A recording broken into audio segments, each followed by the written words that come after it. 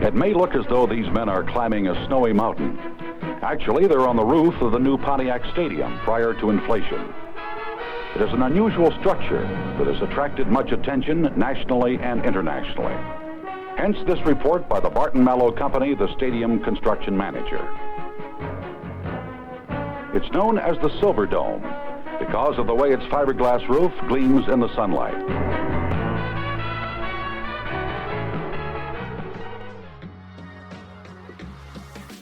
Utilizing goats to clear vegetation on a steep hillside to save on manpower and ensure safety. We've done that. Watching a world-renowned architect crumble up a piece of paper and tell you that's how they want their building to be designed, we've been there too. Ever envision a bricklaying robot or material lift unit assisting laborers with building? It's happening now on our job sites. Every project has a great story, and our team members have more than a few to tell throughout Barton Malow's 100 years of business that don't fit the usual industry coverage. I'm Rob Riley. And I'm Eric Fish. We're both Barton Malow team members and the hosts of this podcast, and we're going to be bringing you the untold stories from the job site. It's construction, but it's said differently. When many people think of the old Pontiac Silverdome, they think of the events it hosted and the attendance records the 80,000 plus seat stadium broke over its tenure. WrestleMania 3, Mass with the Pope, the 1994 FIFA World Cup, the biggest acts in music and entertainment, and of course, Detroit Lions and, at least for a period of time, Detroit Pistons home games. But there are plenty of stories of the Silverdome's construction that have been largely overshadowed since its completion in 1975. There was the site prep that had to be done to make it suitable for building. There was the use of the construction management delivery method, which helped Barton Malow finish on time and on budget. And perhaps most notable was the first of its kind inflatable concave roof. Here's then-Barton Malow President Rollie Wilkening discussing constructing and inflating the Silverdome roof. The roof is supported on steel cables. It would have taken 3 weeks to string them in the conventional manner. We needed a faster way.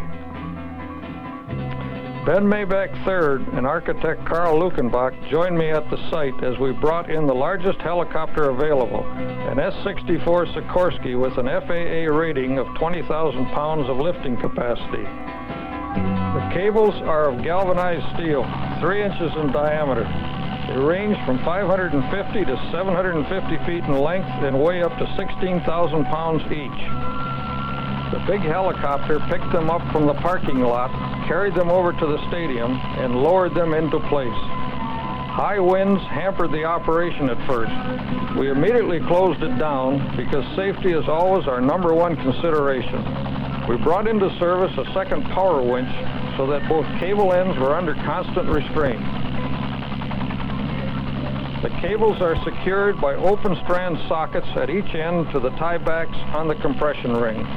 Each clevis weighs 300 pounds. The pins each weigh 96 pounds. And now joining us in studio to talk about the Silverdome is a longtime Barton Malow team member who really needs no introduction.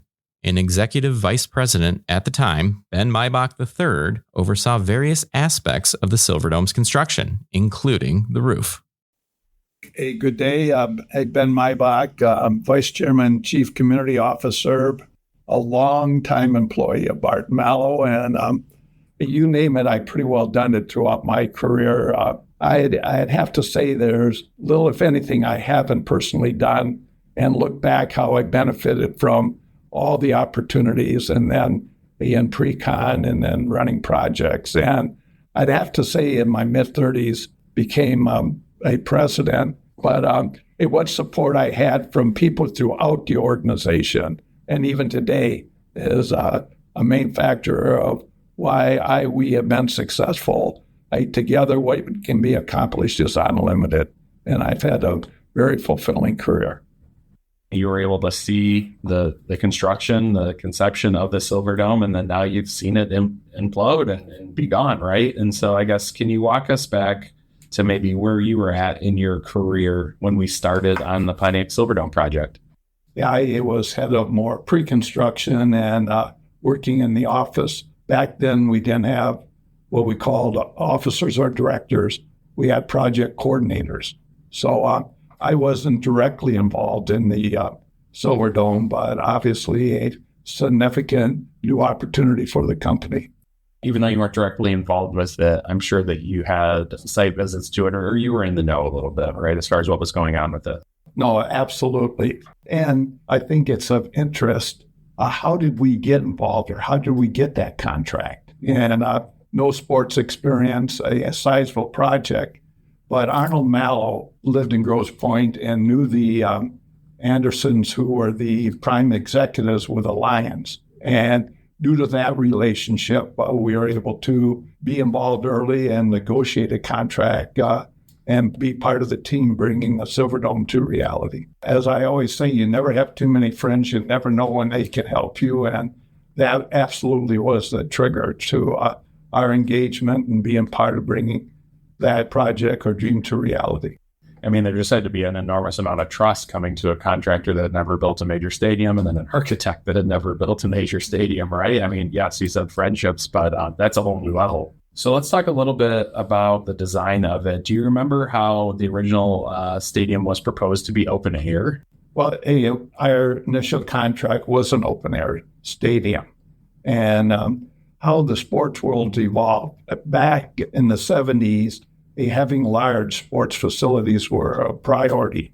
And this seating capacity was just over 80,000. So having the initial design was a open air stadium. Suites were just coming into play, and there wasn't the club options or in any concept or stadiums throughout the country. And even looking at suites, they were not really that close. They kind of divided the lower bowl and the upper bowl. But the suites for Pontiac were enclosed suites. So you sat inside a suite, and then you walked outside, and there was a kind of a suite level, and you sat in those seats to watch the game. But I go back, being in the suite, it was like more like sitting at home watching a game than being at a facility. Any reason why they chose the site that they did in Pontiac compared to looking in places downtown Detroit or anywhere else in between? They were in Detroit, and the Lions played at Tiger Stadium, which again, Kansas City was the first venue where they had a separate baseball, football. And I'd say by far the majority, if not all, sports facilities were joint baseball, football. And the reality came in that baseball, you basically needed a 400 by 400 foot playing surface, where football, you needed 200 by 400. So sitting near the activities was a major compromise, if football being played in the baseball. And then also baseball, everyone wanted to be around the end zone, where football, they wanted to be on the 50-yard lines. And then how you service your concessions, etc., being dominantly around the end zone. There's just all these compromises that finally directed having separate football and baseball facilities. Building the Silverdome, it was not an ideal site. It was a peat bog swamp, and we had a number of foundation issues that we had to address and stabilize even the parking lots. So that was a challenge. We did do the concrete work for the stadiums. We didn't do the civil or other components, but the structural tripper vents and the size of forms, and it was a major undertaking, the self-performed concrete work that we did on the project. Do you recall what the reaction was like when the decision was made to put a roof on the stadium? It wasn't a surprise. That option or concept was in play from day one, and the original design allowed for to have the ring around the stadium that accommodated the roof structure. So that option and thought was in play from day one, but wasn't part of the initial contract or when we first broke ground. And I think the fabric roof structure is really unique on this because it was the biggest of its time. Previous biggest was, I think, a tennis facility in the Midwest somewhere. Well, in Iowa, there was a 1 acre tennis facility that had you talk about a fabric roof. It was Teflon coated fiberglass. That was the structure. So the 1 acre structure, I think the roof on the Silverdome was around 12 acres. But the size and nature was a major step in the fabric roof world, you might say. Also unique on how the roof was installed, with the use of helicopters over 11 hours to install the brackets and then having to bring in lifts to roll out the fabric. It wasn't so much the roof, it was the cables. And these cables were sizable and the connections. And but you look at the elevation of the ring that went around where the cables connected. Getting them up there, I would think was the helicopter option was in play from day one, but I can't definitively say. What we did, they were Sikorsky helicopters, the largest. When I say largest, they had the highest lifting capacity. And basically we had a rig built that we picked the cables up in the middle on this arc, and then the helicopter lifted them, took them over to one of the connecting points.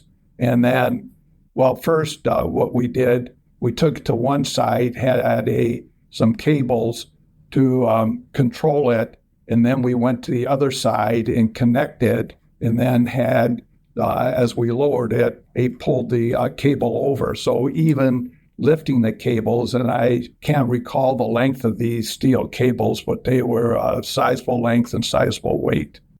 Were you around at all when they finally got everything in place and were getting ready to try the inflation? And were we successful the first time? Well, then you have the cables up, and then erecting the roof, having these stages working off the cable and attaching the fabric to the cable. Just the whole sequence was intriguing and interesting. And so we have the roof structure fabricated or in place, and it was a major event, and publicity, all kind of dignitaries there for the inflation.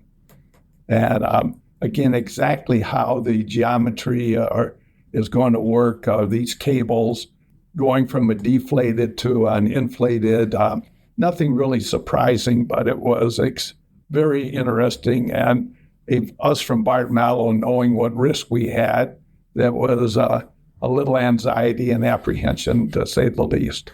I think I recall you saying something about just sort of the leap of faith that was, that we weren't even compensated for that work until it was inflated and ready to roll. Well, you talk of risk, and I am not sure what our net worth was, but it probably was $5 million, let's say. And we were approached, and we actually took on the design responsibility, financed, and built the roof, and then were paid for the roof once it was inflated. Design build was not a prime delivery method or something we had done. We hadn't financed projects before. So to do a design build finance, but on a major new advancement in technology, I don't know if we take that type and size of risk today. It's the first of its kind, though. I'm looking at numbers here, 400,000 square foot roof, 10 acres in size. I mean, you hear of topping out ceremonies and ribbon cuttings and things like that. This had to be a really cool inflation ceremony. No, absolutely. And the weather cooperated, and the amount of publicity, I can't say nationally what was in play, but I know locally it was a major event. Can you talk a little bit about some of the maybe feelings, emotions, seeing that roof successfully inflate, knowing, again, you mentioned all the risk and everything that we had taken on, anxiety that was going. Was there just could you just sense the feeling of relief a little bit from our team? Inflating the roof, it's a one-time occasion, and hopefully it's an uneventful and goes as planned. But again, the size, nature not happening before, and the risk and role we played, definitely for the Barton Malow team, there was extreme high apprehension, concern, and from all parties involved, it was more an event than a wonder from ours. it was of utmost interest and concern. Arguably a bigger accomplishment than the roof, the biggest of its kind, was that this project was finished on time and on budget in a period of high inflation. Absolutely a fact that was very noteworthy. And Sports Illustrated did an article, and it was I think the title was "The House That Truth Built," and it was the Montreal Olympic Stadium fiasco in New Orleans. This was a more noted accomplishment because of the preceding major stadiums, and their financial challenge for this one to be on time within budget was given more credit and emphasis, and strongly influenced why we were brought on board at the Metrodome, Georgia Dome, and really set the foundation for us being one of the lead sports contractors in the country, which is in play still today in a major niche that we're benefiting from. Yeah, and I think that leads into one of the other questions we had, just about how the success of the Silverdome project led to future work on, the Metrodome, the Georgia Dome, and then even other projects throughout the nation. The connection, we've done 17 Major League Baseball or football stadiums, but doing the Georgia Dome really became a foundation for our dealing with Turner, who was a major, when I say Turner Broadcasting, they were a major client in the Atlanta area. And then our involvement with the Olympic Stadium, and then we came on board with the Braves on the new baseball stadium. But again, I always say you never have too many friends. A performance brings about future opportunities, and how things evolved in the sports world and how we have benefited as a company even today. We've always been what I call more conservative with values in what we did, but we always been innovative with new ideas and concept. And what we did with the roof on the stadium, what we did with construction management, pre-construction, value engineering, we were out in front of most of our competition. It has always been kind of our culture and how we have not just been a player, but a leader, and brought more value to our clients. I was going to fast forward to several years ago when the Silverdome was imploded. Did you tune into that at all? When I say I was aware and I monitored, didn't make it a point to be there. The reality, the air structures, the insurance, the energy costs, the features of that, it was well past its day in usefulness, and the only option was to implode it and move on to a higher and better use for today. The reaction that we had, I think, from a lot of our people, and that started to go after they were unsuccessful in imploding it the first time because of how well we built the stadium, right? They had to do it twice. They couldn't do it off the first one, and that was kind of the news that started to at least track through the organization. The idea of we built it too well, I won't say that isn't the case, but it's a spin that sounds good, and we optimize whether they put the right charges in and all of that.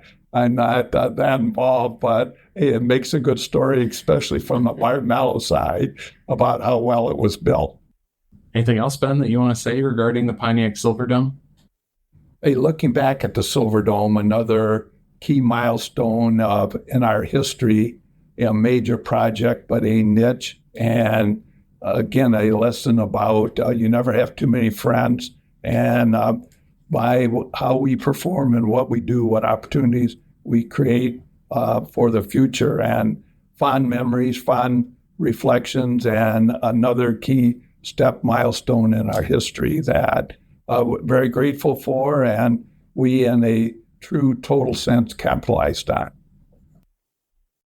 When the Silverdome opened for the 1975 Detroit Lions season, it marked the biggest domed stadium in North America at the time. The feat that was building it wasn't lost on the construction industry. It earned the Associated General Contractors of America's prestigious Build America Award. The National Society of Professional Engineers named it one of the 10 outstanding engineering achievements in 1975. And Engineering News Record magazine even hailed it as one of the great design and construction achievements of our time. Thank you for listening to this episode of Said Differently. We'll let this clip of former Barton Malow chairman of the board, Ben Maibach Jr., carry us out. For us at Barton Malow, also, it was a memorable moment. Building the stadium has been more than a job to us. It has been an adventure we will never forget. This is Said Differently, a Barton Malow podcast. For more information on the construction of the Silverdome, including a historic video detailing its construction, visit bartonmallow100.com. This is Said Differently,